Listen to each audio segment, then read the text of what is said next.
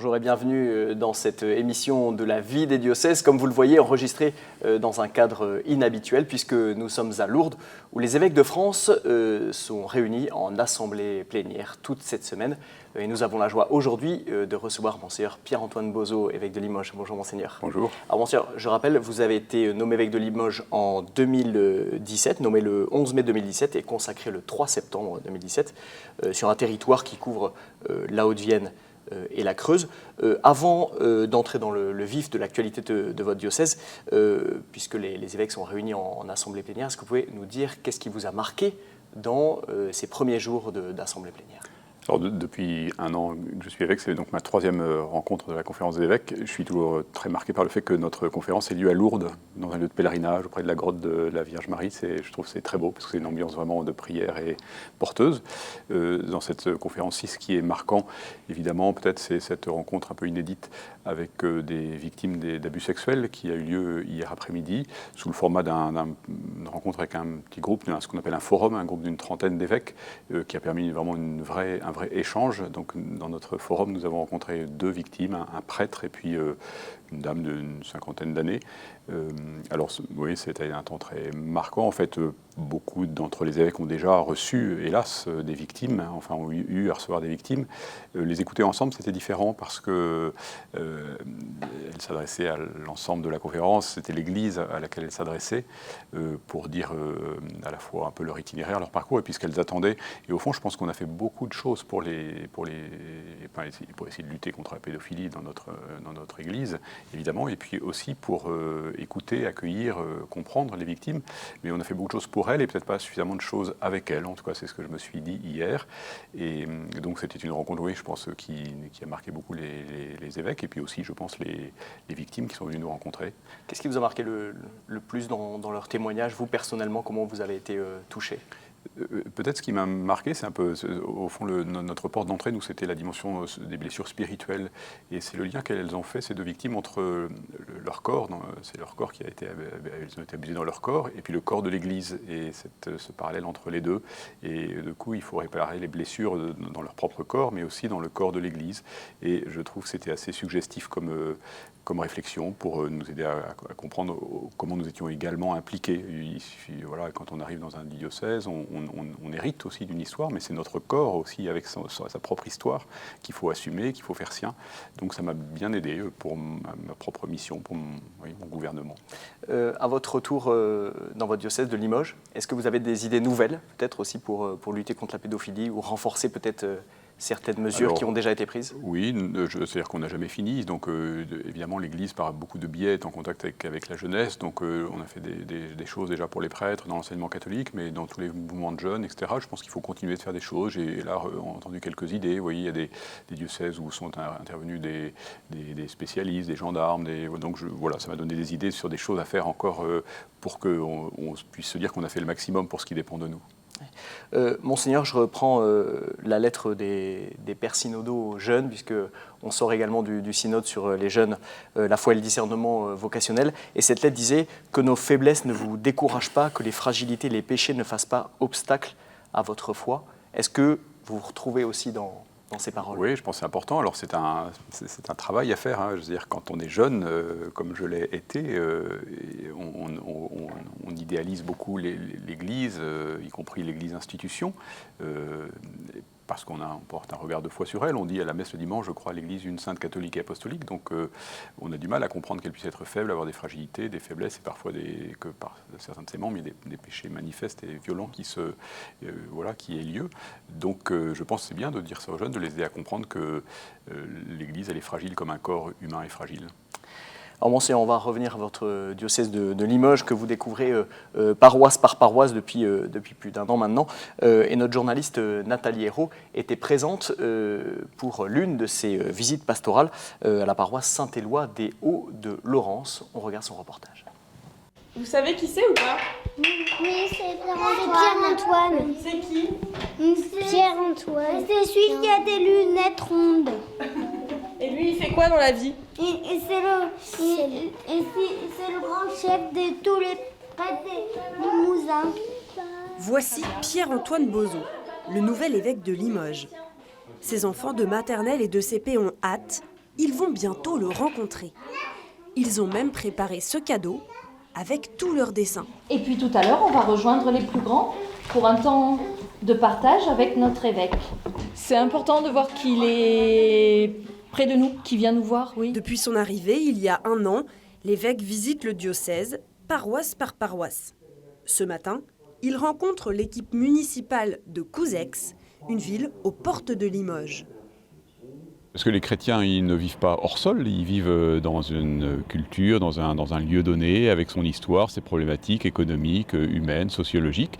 Donc pour moi, ça m'aide à comprendre où est-ce qu'il faut être présent, où est-ce que l'Église doit investir davantage, être attentif aux évolutions démographiques, économiques. Donc il y a besoin de comprendre le territoire pour mieux annoncer l'Évangile.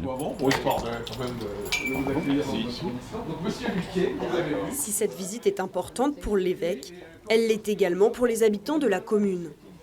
Les autorités civiles locales, elles aussi, sont sensibles à la venue de l'évêque. Je pense que c'est une relation qu'il faut maintenir sur notre commune. On a besoin de connaître les différents intervenants de la commune. Donc la paroisse fait partie intégrante de la ville de Couzex et il est important d'avoir connaissance de la personne en charge de la paroisse. Après la visite de l'école, l'évêque retrouve les jeunes et leurs parents dans l'église de Couzex.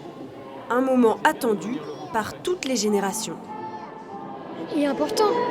Soit on le voit à la cathédrale, mais sinon on ne voit pas souvent venir pour nous. Pour moi, le plus important, c'est le lien à Dieu. Et les témoignages de l'évêque est forcément fort pour les enfants. Pierre-Antoine Bozo aura bientôt fini les visites des 30 paroisses de son diocèse. Une occasion pour les fidèles de connaître mieux leur évêque, intronisé il y a 1 an. Alors, Monseigneur, je reviens à une séquence du début du reportage. Ils ont l'air de vous connaître, ces enfants. Ils vous appellent même Pierre-Antoine. Il y a une certaine proximité qui se noue comme ça dans ces visites. Oui, je ne sais pas si c'est la manière habituelle de faire. En tout cas, ce qui est beau, c'est qu'ils ont été pas mal préparés au moment de mon ordination. Il y a tout un week-end avec des jeunes. Alors, je ne sais pas s'il y avait des petits-enfants comme ça, mais là, la visite pastorale a été manifestement préparée. Moi, je pense que je les découvrais pour la première fois. Mais en tout cas, c'est beau, cette familiarité, cette proximité. Alors, Monseigneur, vous avez eu une expérience marquée par la jeunesse, puisque vous avez été aumônier des étudiants, puis responsable des jeunes à Alençon. Vous êtes aujourd'hui membre du Conseil pour la pastorale des enfants et des jeunes au sein de la Conférence des évêques de France. Est-ce que les jeunes ont une place particulière dans votre cœur ? Oui, à double titre. D'abord parce que de fait, mon ministère a été beaucoup marqué par la pastorale des jeunes. J'ai été vicaire pendant 13 ans à Alençon, où j'avais une mission, j'étais, comme on disait autrefois, vicaire chargé des jeunes. Donc j'ai passé mon brevet de directeur de camp, et puis j'ai fait beaucoup de camps l'hiver, l'été, à la montagne, à vélo, à cheval, par tous les moyens.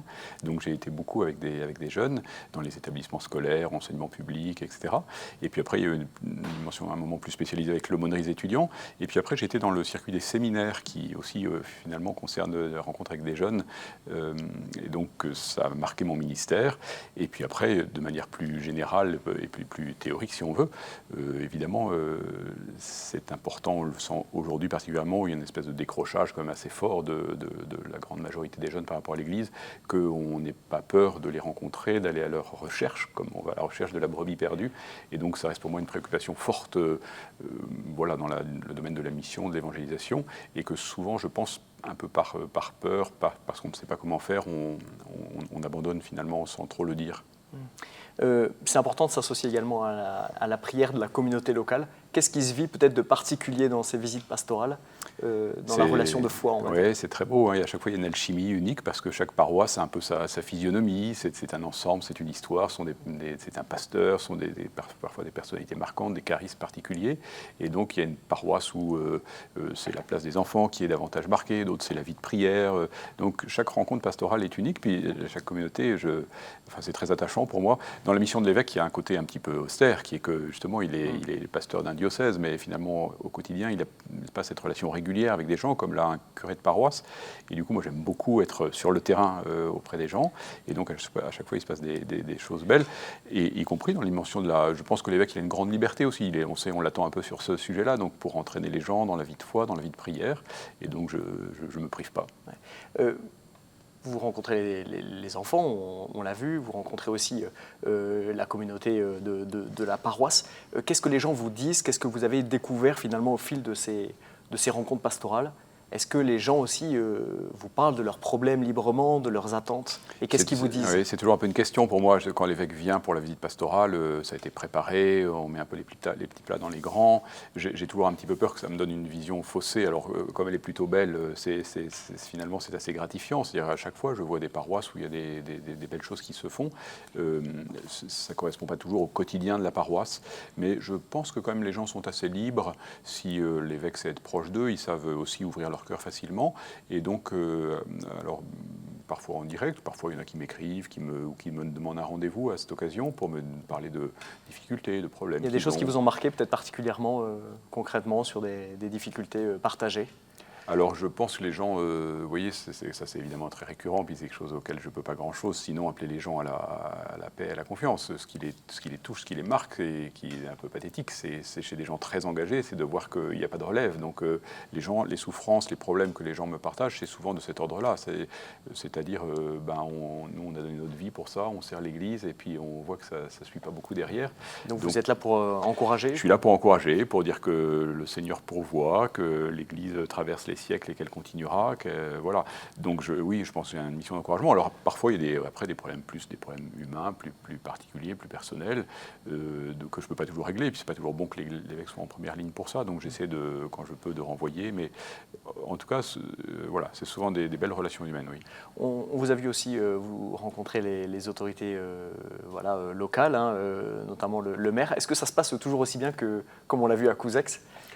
Oui, grosso modo, les gens sont civilisés. Alors, parce que le Limousin, vous n'ignorez peut-être pas que c'est un pays de tradition un peu marquée par une forme d'anticléricalisme à une certaine époque. Je pense que maintenant, cette période un peu idéologique se termine, si elle n'est pas terminée. Il reste encore parfois, dans certains lieux, un peu d'hostilité. Personnellement, je ne l'ai jamais ressenti.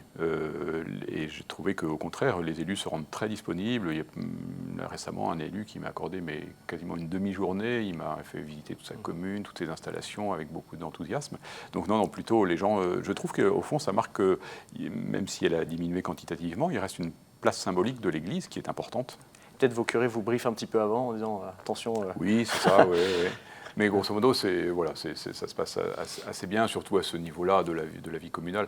En général, hein, les paroisses ont des bonnes relations avec les maires. Ouais. Ça vous permet aussi de comprendre ou investir peut-être dans la vie de l'Église ou mettre l'accent sur votre pastoral. En quoi ça impacte, on va dire, vos décisions bien aussi sûr, en tant qu'évêque? Oui, ça aide à comprendre quels sont les lieux de vie, quels sont les lieux des difficultés économiques et démographiques conjuguées, où on se dit, vous voyez, j'ai des décisions à prendre pour une fermeture d'école, par exemple, d'une école catholique. J'ai regardé avec la commune les statistiques démographiques, les finances, et puis j'ai pris ma décision aussi en fonction de ça. Donc, il faut essayer de ne pas abandonner les zones. C'est souvent un petit peu pour nous le paradoxe, c'est qu'on veut investir les forces vives, des prêtres, là où il y a de la vie, là où il y a des jeunes. Et souvent, les lieux du coup, qui meurent un peu disent mais tout le monde nous a abandonnés, il n'y a plus de boulangerie, il n'y a plus d'école, et si en plus vous partez, voilà. Donc ça c'est l'équilibre un peu difficile à trouver. Mais on essaie quand même d'investir davantage, même dans l'immobilier, dans les bâtiments, là où on sent que c'est plus actif, c'est plus vivant. Alors, Monseigneur, puisque vous parlez des prêtres, vous l'avez aussi évoqué tout à l'heure, votre parcours est marqué par la question des vocations. Responsable diocésain du service des vocations à Lançon, vice-recteur puis recteur du séminaire interdiocésain de Caen. Qu'est-ce qui s'est construit finalement au fil de toutes ces années au contact de ceux qui vont devenir prêtres? Comment ça a façonné aussi votre cœur de pasteur? Oui, c'était à la charnière des jeunes dont je m'occupais et puis des prêtres dont je faisais partie. Donc cette période de la vie où on se pose des grandes questions existentielles, où on s'engage, où on a des hésitations aussi sur l'engagement, beaucoup des interrogations sur le mode de vie des prêtres. De fait, j'ai trouvé une grande grâce pour moi d'être formateur au séminaire, de côtoyer des jeunes qui avaient une grande générosité, une grande foi, un désir de donner leur vie à l'Église, et puis en même temps qui étaient conscients de leur propre fragilité parfois, et puis de la fragilité de l'Église, et donc pour qui cet engagement était toujours une question parfois compliquée. Donc j'ai vu des jeunes qui arrêtaient dans leur formation, j'ai vu des jeunes qui arrêtaient puis reprenaient, et puis j'en ai vu qui avaient des parcours plus linéaires. C'est merveilleux la variété de ceux que le Seigneur appelle à son service, quoi, hein, à la fois des jeunes de tradition chrétienne dans leur famille, etc., puis des jeunes convertis, des jeunes avec un bac plus 5, et puis des jeunes qui n'avaient pas le bac. Donc ça c'est très beau. En tout cas, moi ça m'a beaucoup marqué. Ça m'a rendu attentif, je pense, de fait au style de vie des prêtres. Je pense que les jeunes que j'ai accompagnés dans le temps de la formation étaient tous assez demandeurs d'une vie des prêtres qui sont un peu porteuses, en particulier la vie fraternelle, la vie commune. Alors justement, on va en parler, puisque c'est une nouveauté de la rentrée, des prêtres qui ont commencé à vivre en petite fraternité. Alors notre journaliste Nathalie Hérault a rencontré celle du Cœur de Ville à Limoges. On regarde ses témoignages. Allez, en route. Allez, Monseigneur, servez-vous, c'est devant vous. Oui. Le prêtre isolé qui vit tout seul, qui fait tout seul. Maintenant, ça commence à être... Parce que les zones sont immenses. Donc voilà, ça permet de se retrouver, de s'entraider et de se remplacer s'il y a des besoins. Voilà, chaque jour, on peut réadapter un peu notre apostolat. Et le fait de se retrouver, de rigoler, de parler ensemble, ça fait une coupure dans la journée. C'est sympathique, quoi. Plutôt que de se retrouver tout seul. C'était assez commode quand c'était vide. Désolé de vous changer vos habitudes. On peut tout partager avec les laïcs, par exemple ce qui concerne notre vie simplement cléricale, notre vie oui, de prêtre, et donc c'est important de pouvoir échanger sur les sujets qui sont propres à nous, comme un couple partage sa vie de couple, et qu'il n'en parlera pas évidemment dans d'autres lieux. Donc voilà, c'est important. Et puis ça nous permet de nous retrouver si l'on ne se voit pas, hein, parce qu'on a des activités tous très différentes, donc ça nous permet de nous retrouver sur le même cœur de ville, quoi, parce qu'on est tous les prêtres du cœur de ville.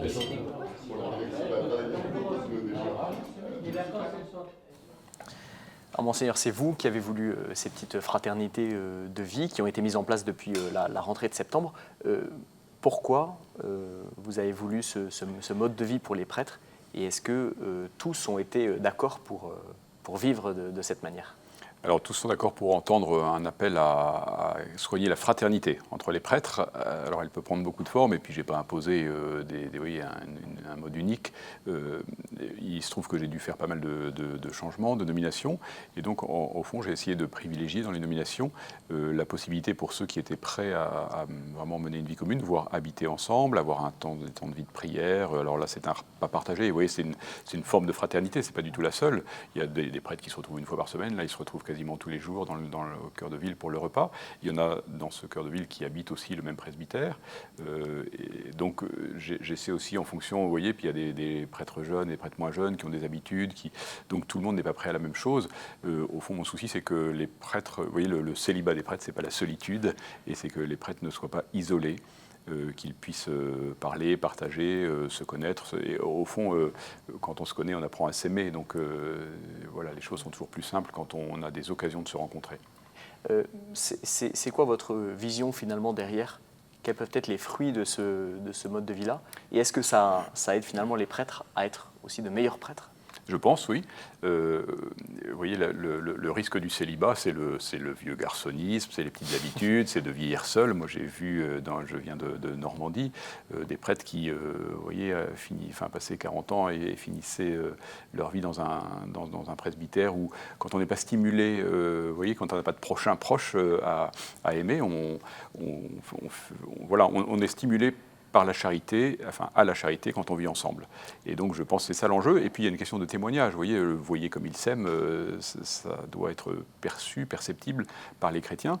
Et vous voyez, j'ai été frappé de ça l'an dernier. On a organisé 3 jours, on est partis, tous les prêtres, on a rempli un bus, et puis on est parti à La Rochelle. C'était un temps un petit peu à la fois de détente culturelle, fraternelle, prière.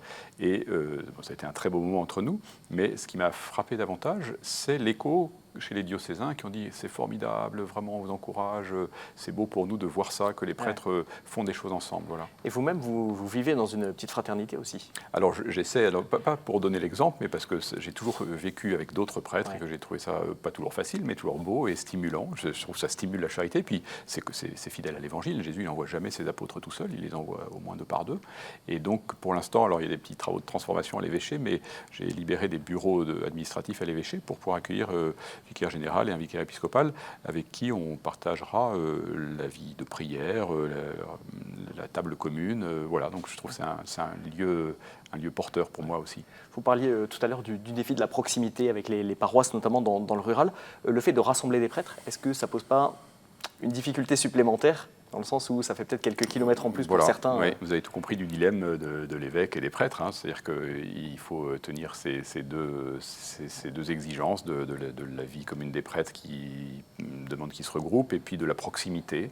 Et donc, vous voyez, ça se monnaie différemment selon les lieux.